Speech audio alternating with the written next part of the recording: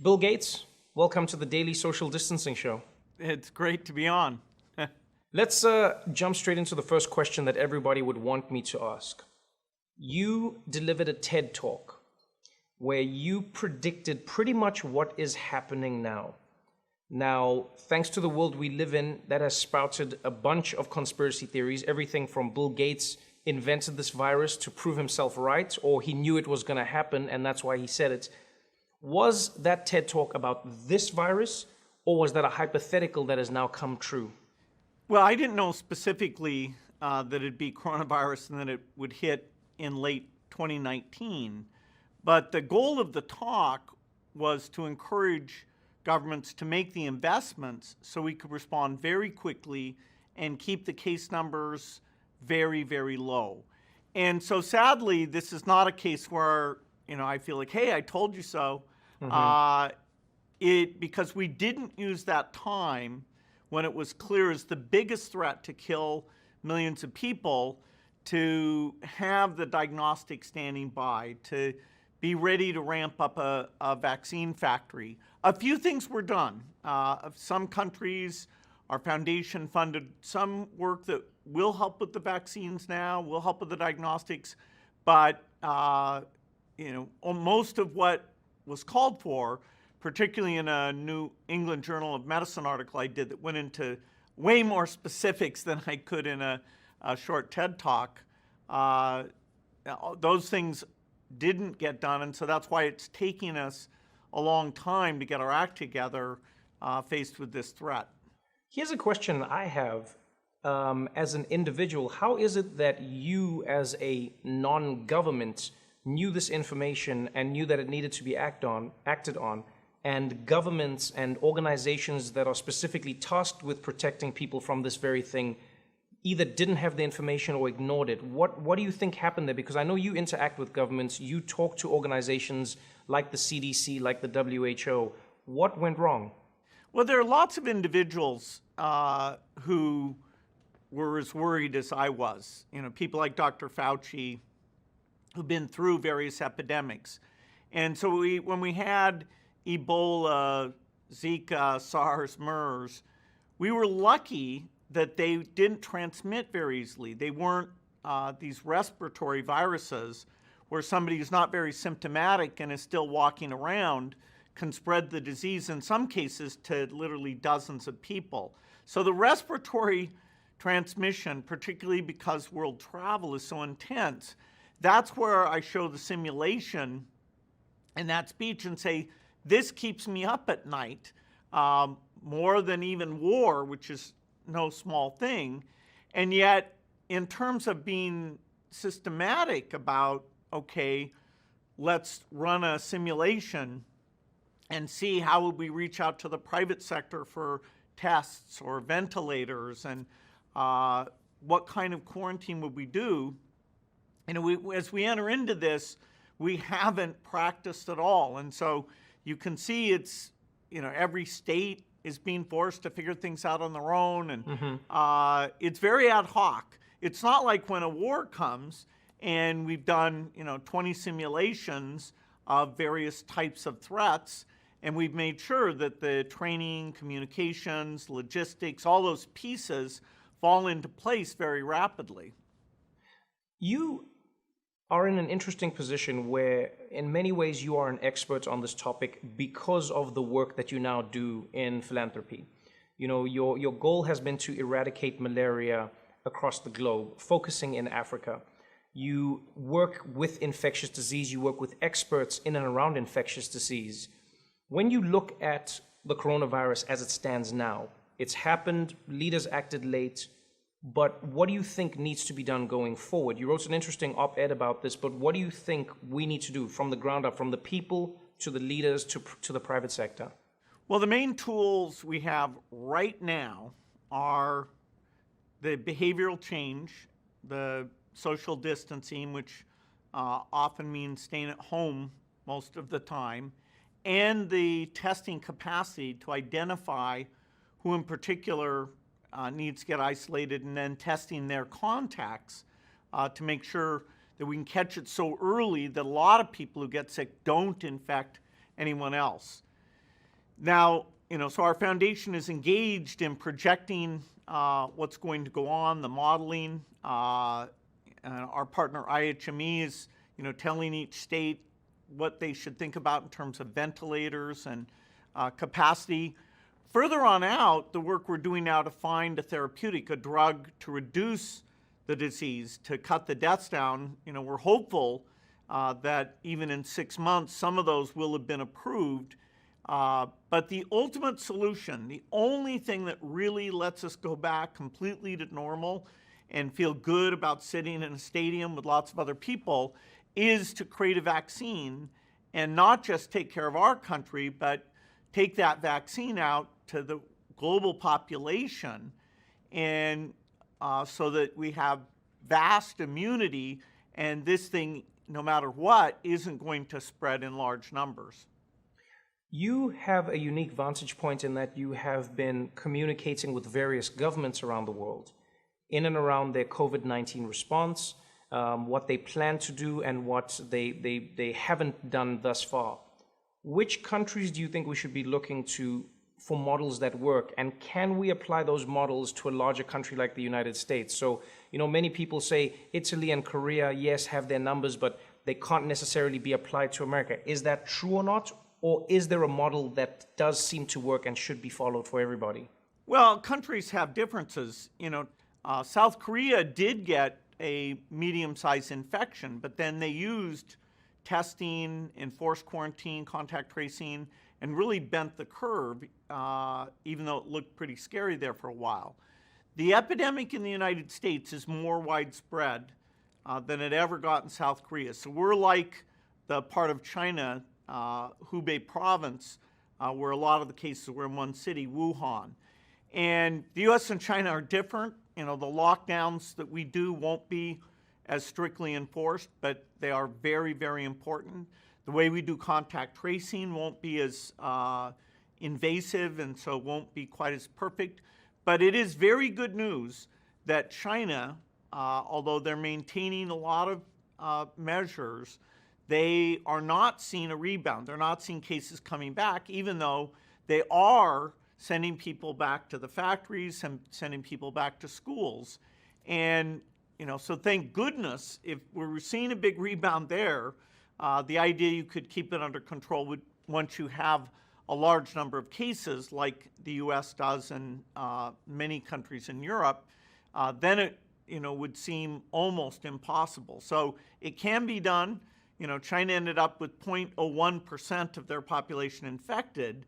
Our goal is to stay so it's only a few percent, so at least the medical penalty isn't gigantic, even though the economic penalty will be very large. When you look at that balance between the economic penalty and the human penalty, there are some who have argued that the economic penalty will over time equal the human penalty. Now, you are one of the few people in the world where you actually have enough money to tell us about whether or not an economy shifting in this way or another way is going to cause mass deaths. But how do you think we should be looking at this? Because yes, there is an economy, and yes, there is human life, but where do you think the truth lies? Well, there isn't a choice where you get to say to people, don't pay attention to this epidemic.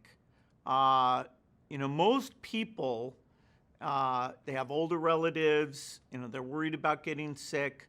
The idea of a normal economy is not there as a choice. About 80% of people are going to change their activities. If you get the other 20% to go along with that nationwide, then the disease numbers will flatten, hopefully in the next month, and start to go down, hopefully in the month after that. And then when they've gone down a lot, then in a tasteful way, using prioritized testing, you can start to reopen a lot of things like schools and work. Probably not sports events, because the chance of mass spread there is quite large. Mm-hmm. And so to get back economically, taking the pain extremely now and telling those who wouldn't curb their activities, no, you must go along with the rest of society and not associate in a way that we have exponential increase in these cases, that is the right thing, even though it's extremely painful. It's unheard of. And, there are particular businesses that it's catastrophic for. Mm-hmm. That's the only way you get so you can feel like you can say to the entire population, ideally in the early summer if things go well, yes, now please do resume, and we are, through testing, making sure that it won't spread in some very, very big way. So people will need the confidence that the system is working and smart people are making decisions, and over-optimistic statements actually work against that. What do you think most people are missing right now? Because everyone has an opinion, everyone from my mom to my friends to people online, everyone has an opinion on coronavirus because we have very few centralized sources that people trust. But what do you think people are missing about this virus and this moment and what we need to be doing as people? Because we know the basics: wash your hands, stay at home, stay away from other people, try to maintain a world where people are moving as little as possible. But what do you think we're missing that people might make a mistake and exacerbate what we're going through now? Well, the thing that needs to get fixed in the next few weeks is to prioritize our testing capacity, which is going up, but making sure the right people are being tested. That will guide us in a very deep way. And who are the right people? If you're symptomatic or somebody you've been in close contact with tested positive, those are the broad categories. Of course, in the front of the line, you have health workers or essential workers who have to go, keep the food supply, the medical system, water, electricity, internet, keep those things running for the people who are mostly at home. But that doesn't use up that higher percentage of the testing capacity. We have a lot of people without symptoms who are just kind of worried, and there we need to show them that until our capacity goes up a lot, they are going to have to wait. The worst thing we have is that if it takes you longer than 24 hours to get the test result, then you don't know, you haven't been told during the very key period where you're most infectious to take extreme measures. And so we've got to get not just the numbers up, that confuses people. It's the speed of the results. South Korea was giving those results in less than 24 hours. So if we have tests that are ramping up around the world, we're going to see the numbers going up. Now, some have said that number and the mortality rate or fatality rate can be deceptive because there are so many who aren't getting tested and are recovering, and so we don't really know how dangerous or how fatal this disease actually is. What is needed in the realm of testing? Like what I'm trying to say is, I understand that you want to get as many tests as possible, but once we've tested as many people as we have tested, what are we trying to get to as an end goal? Well, for rich countries that do the right policies, you should be able to plateau and get the cases down with less than a few percent of the population infected. China, South Korea, there are countries that absolutely have achieved that. And that means that your total deaths is actually not gigantic. Mm-hmm. Now, in developing countries, the ability to do lots of testing, to have the patients who have severe respiratory distress get treatment, and do this social isolation, for developing countries, it's far harder. And so, will these measures actually stop it from getting to a large part of the population? Places like India and Nigeria. I was talking to President Ramaphosa today, who's not only president of South Africa, he's the head of the African Union, and he's a very strong voice encouraging the countries there to act quickly when the number of cases is still fairly low, which is true throughout sub-Saharan Africa right now. When you look at where we are now, the one thing that we can't deny is everybody has dealt with the coronavirus on a different timeline. You know, not just across the globe. I mean, even within the United States, you have states like Georgia and Florida that have just implemented stay-at-home orders. You have many other states that haven't done it at all. Is this going to fundamentally undermine the efforts of other states and other countries that have shut themselves down? Because if the numbers dip in one country and another country hasn't had the same amount of shutdowns or people self-quarantining, for instance, if people from Brazil travel after this, or if people from, whether it's Belarus or Hungary or any other country where a leader hasn't taken it seriously, will that not undermine the effort completely? Is there a point to doing this when everybody isn't doing it?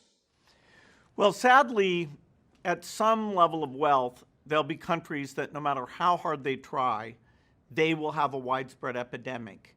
And so, again, sadly, the richer countries that do contain the epidemic will not allow people from those countries to come in, you know, unless they are quarantined or tested or prove they're immune. And so this is going to stop people going across borders very dramatically these next few years till we get to that full vaccination.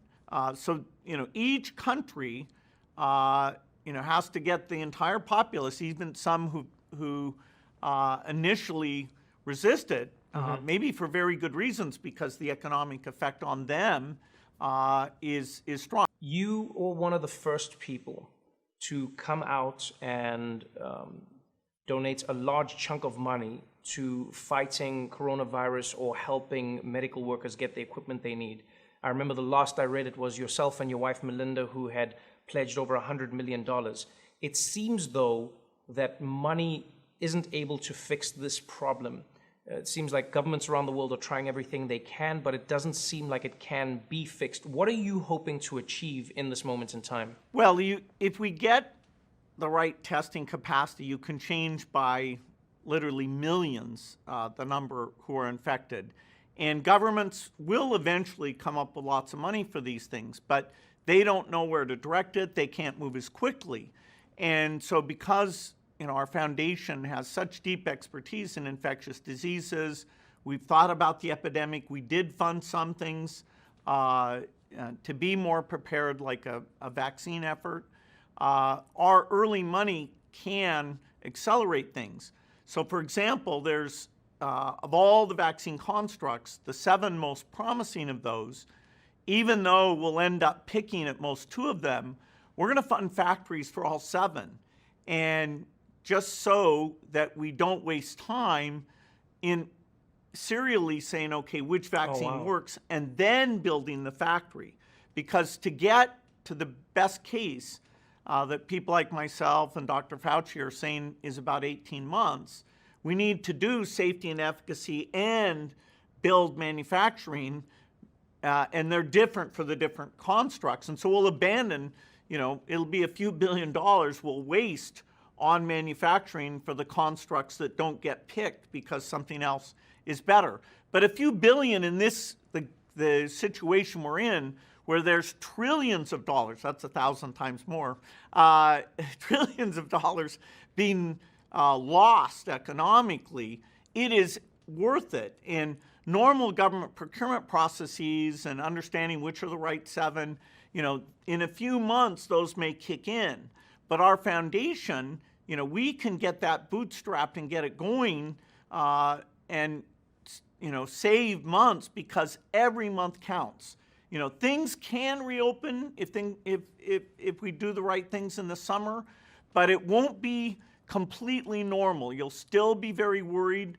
You know, we may decide masks are important, although right now they're in short supply for health workers, so people should not go and hoard those. But the capacity of that can be brought up, so it may be something that, like China today, everybody who's walking around is wearing one of those. So we'll have a lot of unusual measures until we get the world vaccinated.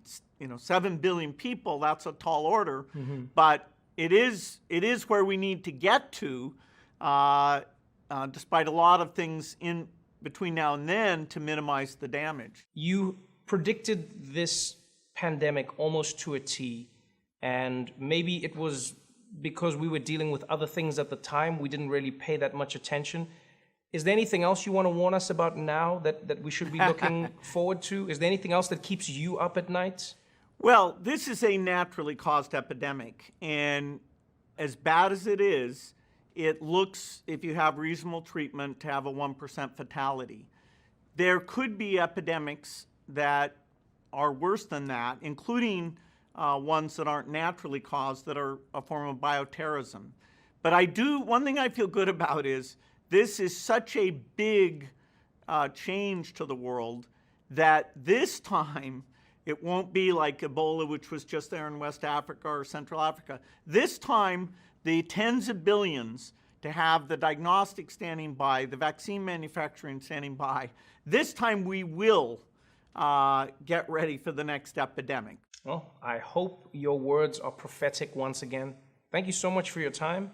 Good luck in all of your work, and stay healthy out there. We need you. Hey, thanks, Trevor. Hopefully we'll be playing tennis again soon. You bet.